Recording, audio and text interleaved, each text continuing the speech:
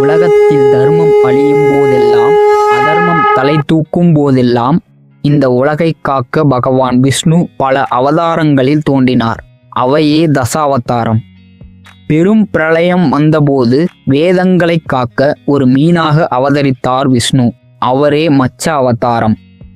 அமுதம் பெற தேவர்கள் அசுரர்களுடன் பார்க்கடலை கடைந்தனர். அப்பொழுது மந்திரமலை சாய்ந்தபோது ஆமையாக தாங்கினார். அவரே கூர்ம அவதாரம்.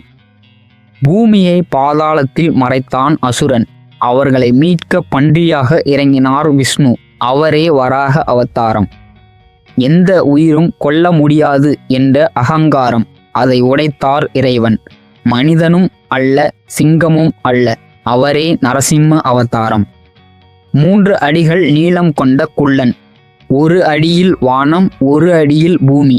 அவரே வாமன அவதாரம். அதிகாரம் அகங்காரமாக மாறிய போது கோடாரியுடன் தோன்றினார்.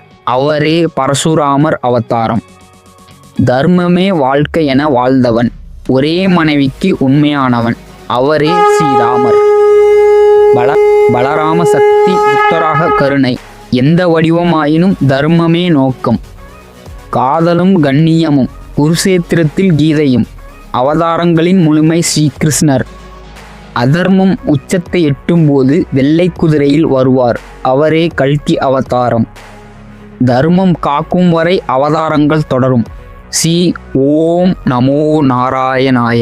பகவான் விஷ்ணுவின் எந்த அவதாரம் உங்களுக்கு பிடிக்கும் என்பதை கமெண்டில் சொல்லுங்கள்.